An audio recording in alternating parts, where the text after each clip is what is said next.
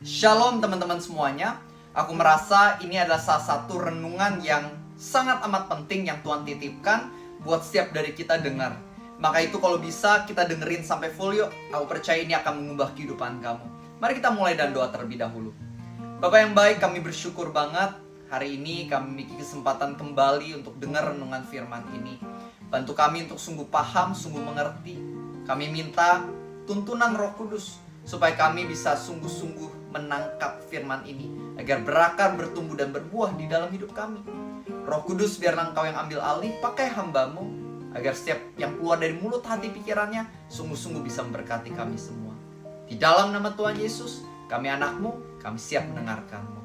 Amin. Nah teman-teman, hari ini kita akan membahas tentang yang namanya memuridkan.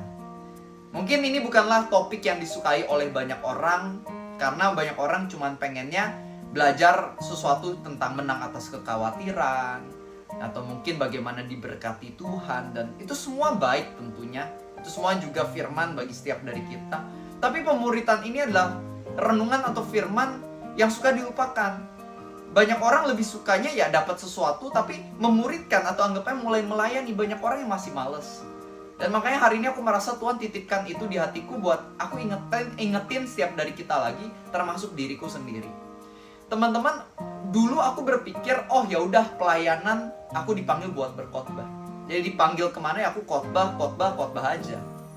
Tapi one day gembalaku, senior pastorku, Pastor Juan pernah ngomong gini, Revi, kamu khotbah kemana-mana bagus, lanjutkan terus. Tapi kalau misalnya amit-amit, tapi kalau tiba-tiba kamu meninggal, semua bakal berhenti.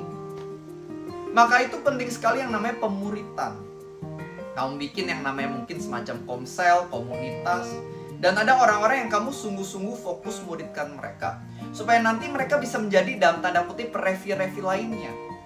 Jadi mau ada kamu, nggak ada kamu udah meninggal atau masih hidup, itu pelayanan itu bisa jalan terus dan hasilnya bakal jauh lebih luar biasa. Kalau sendirian dibandingkan kamu muridkan banyak orang, nanti in the long run dampaknya akan lebih besar.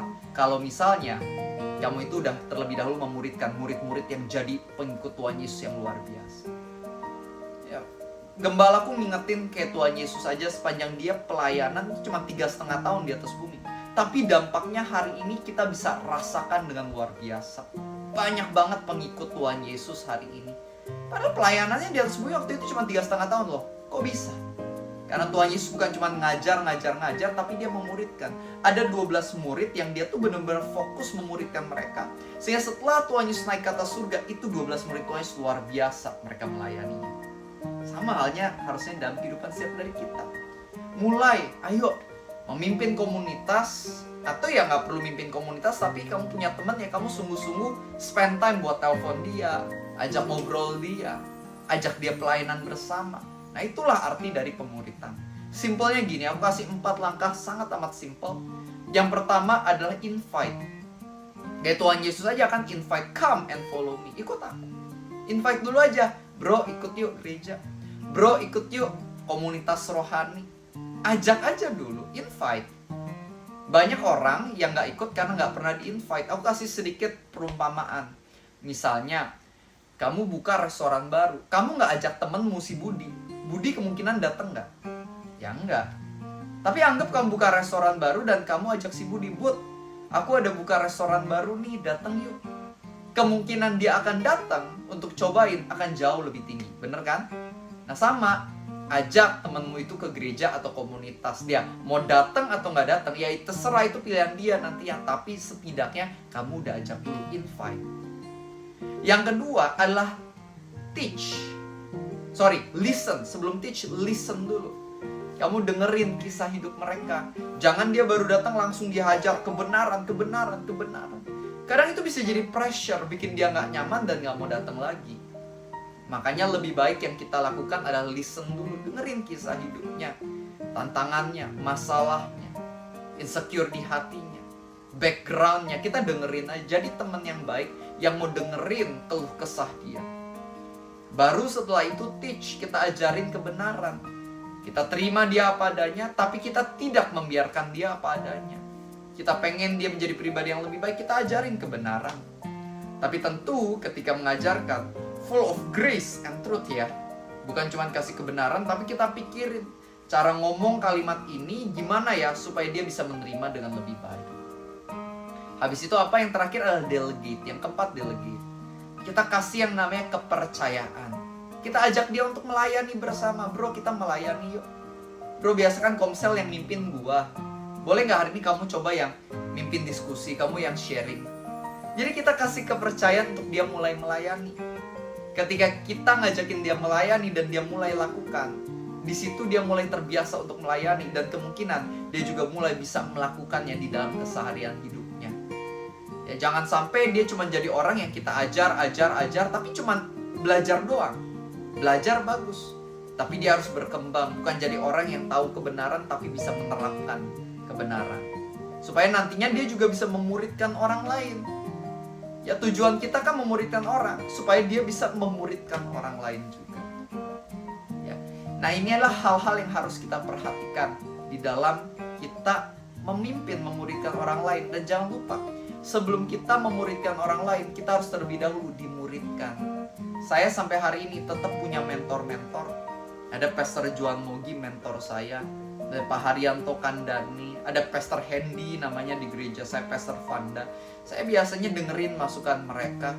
Saya biasanya nanya pendapat mereka. Mereka adalah mentor-mentor yang menjaga dan mengingatkan saya juga. Untuk saya bisa terus memuridkan orang lain dengan baik, saya juga harus mau dimuridkan. Gak boleh sombong, merasa kayak, oh saya sudah pintar, saya sudah hebat. Kalau orang kayak gitu, tinggal nunggu waktu, pasti akan mengalami kejatuhan. Ya, seseorang yang benar adalah seorang yang mau dimuridkan. Makanya teman-teman jangan lupa tetap datang ibadah gereja. Meskipun kamu udah banyak pelayanannya, kamu tetap harus ambil waktu, kamu jadi jemaat, duduk dan dengerin khotbahnya. Ketika kamu ngumpul sama orang, meskipun mungkin kamu dikenal rohaninya hebat, ya tentu kamu sering berbagi firman, tapi ketika ketemu sama orang juga nanya ke mereka, belajar hal-hal yang kamu belum tahu.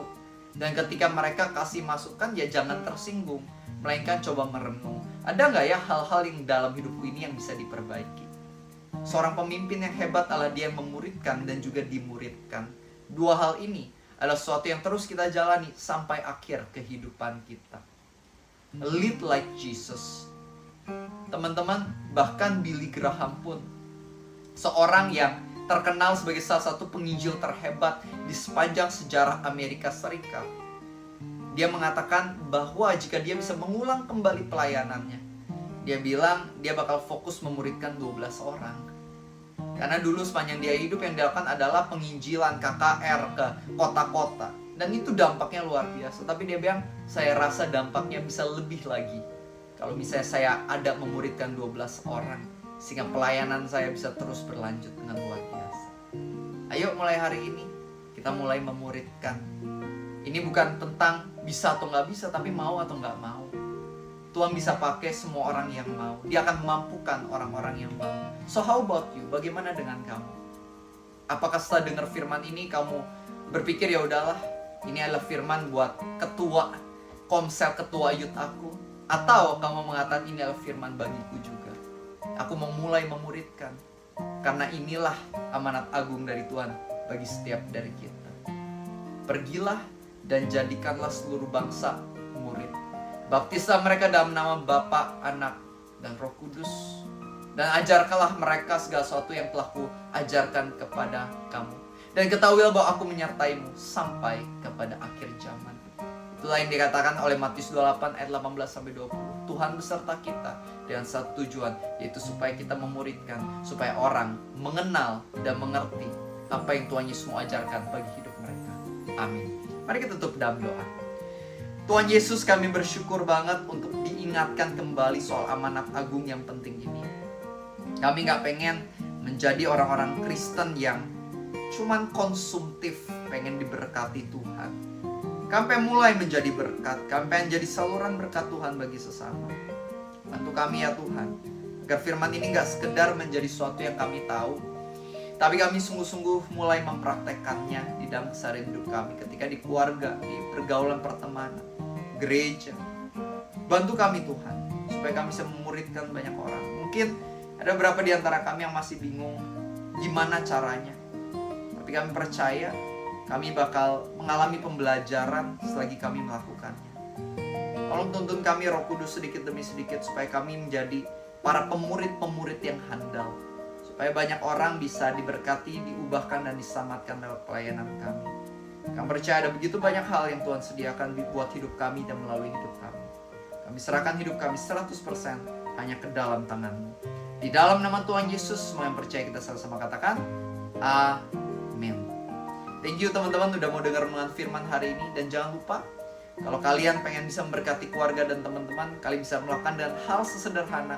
Share aja renungan ini kepada keluarga atau grup WhatsApp, mungkin grup gereja dan lain-lain, supaya mereka juga bisa terinspirasi oleh firman yang ada. Dan jika ini memberkatimu, jangan lupa untuk klik tombol subscribe, bunyikan tombol lonceng. Kamu bisa mungkin komen dan like juga untuk support channel ini, supaya channel ini juga bisa berkembang dan semakin memberkati begitu banyak orang yang ada di Indonesia, bahkan juga di luar negeri. Semoga ini bisa terus memberkatimu dan maju terus dalam Tuhan. God bless you and see you next time.